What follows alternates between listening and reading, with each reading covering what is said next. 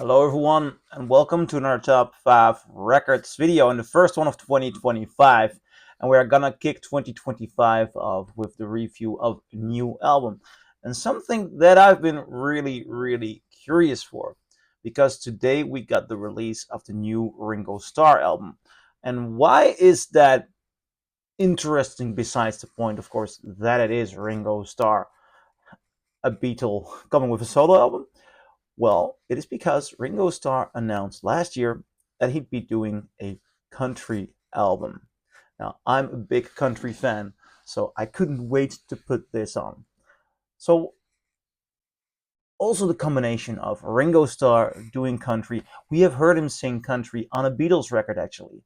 They did a cover of Buck Owen and the Buckaroos, Act Naturally.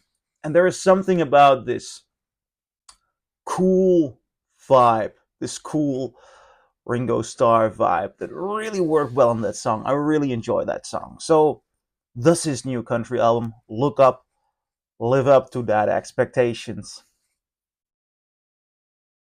And honestly, not really. I'm gonna take a look at the track list. I'm gonna go through it track by track. It opens with the song Breathless. And Breathless has this obvious soft country rock beat. Interestingly enough, the drums and the vocals are way up in the mix. They are dominating here. The song is rather up tempo, relatively up tempo for typical country, and the first thing I noticed on Ringo Starr's voice is this auto tune or this pitch correction. And it's a little bit painful because the lines here, the vocal lines, they are not that challenging. They are rather monotone. So nothing in me thinks like, oh, this is something that should be pitch corrected. And it really alters the voice. It really adds a certain sound and a certain quality to Ringo's vocals that doesn't feel right for this song, for this type of singing, and actually for the genre. There is a very nice Spanish guitar, though, that is soloing the way through this song. Let me go to the second song, Look Up. And that is actually pretty much a continuation of Breathless, though the first thing I notice is how lifeless and thin this production sounds. And that for a song, the second song, while this record just got started, I find it problematic. Then we go to the third song, Time on My Hands. Now, Time on My Hands has a rather different speed. Um, a Spanish guitar is changed for a steel guitar, or how do you say, a slide guitar. And this song is really okay. It's a ballad. It's not really unique or really interesting, but it's an okay background song. Nevertheless, there are some horrible synthesizers during the guitar solo there. Let me go to the fourth song, Never Let Me Go. Same idea as the first two songs. It's a country idea. Ringo goes through a bunch of lyrics, but the beat is different from the first two. Fifth song, I Live for Your Love. Well, this somehow seems to work. Um, Again, a very simple song, and the concept of a strong drum beat with a monotone vocal dominating the song with a slide guitar freestyling in between. That's really what's going on. Yet there is something in the lyric and the delivery that does make this work better than the other songs. I think it's nice. Let me go to the song Comeback.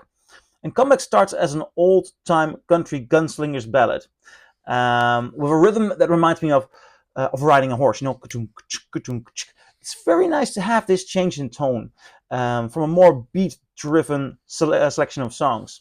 I like the mellowness. I do not like the backing vocals, but it's the most country-like song until now, and it seems to fit Ringo's voice better than any of the other songs until now. At this moment, Comeback, best song of the album. But honestly, it does go downhill from here. Can You Hear Me Call?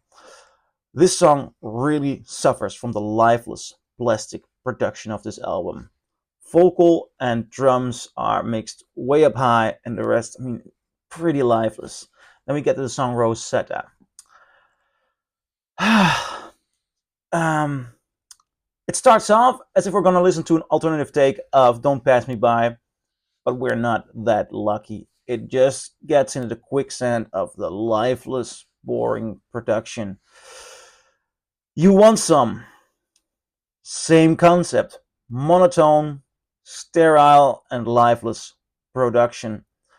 So sorry, but if Ringo Starr hits the repeat button, then my review will also keep hitting the repeat button. String Theory.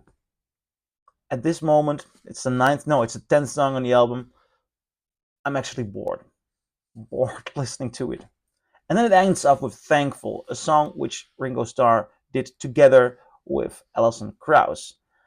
Now, I assumed that working together with Alison Krauss, she might lift this song to a different level. The thing is, Ringo's voice and the drum beat is again dominating this.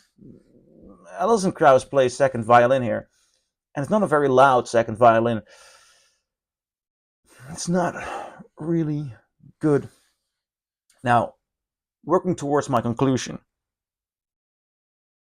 I've been reading some reviews from newspapers, and there was one that even said this might be the best Ringo Starr solo album yet. I disagree. I think Ringo is a lot better.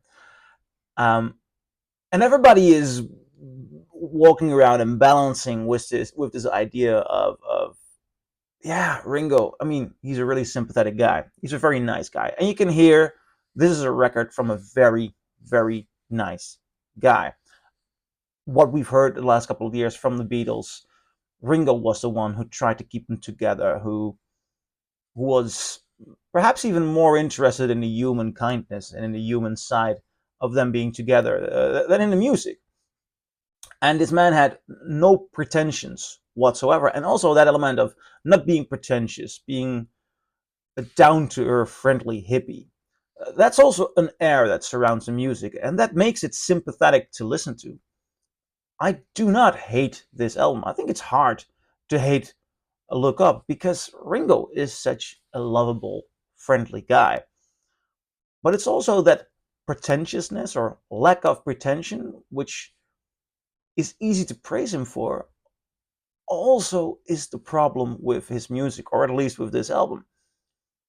He doesn't really have something to say. He doesn't try to have something to say. And that's mostly people trying to have something to say or trying to be more than they are is the thing that annoys about pretension. Ringo doesn't have that, but you do need an artist who has something to say or has the ambition to reach towards a certain idea, even within the simple, very simple, basic genres. Last week I bought this record, a blues record actually, but if we're talking about blues and roots or country, I was listening to Mississippi John Hurt, and this is an amazing album. And it's just a man and a guitar, so you might say that's pretentiousness. No, but there is a certain pretension, though this is the most earthly rooted kind of music that I've heard in a long time. He's trying to sing about life. He's trying to make sense about life. So he has something to say about life, but he has this urge. He wants to give something. He's trying to make sense out of it all. You can do that in a minimal record. You can do that in blues and roots. Ringo isn't really trying to do anything. Ringo is much more trying to paint a country album like someone else would paint the wall in a house. And he really, really works better. Very much as a drummer. When his earthly rooted drums and his earthly rooted attitude can give ground to somebody who might edge pretentiousness or who has pretension. So that's my idea about Look Up. Is it a horrible album? No. But is it the 3-star reviews that some websites give it? I'd go just below that. I'd say 2. I'm very sorry about that. But I'm curious, what do you do? Do you agree? Do you disagree? Leave a comment below and I'll see you in my next video. Bye.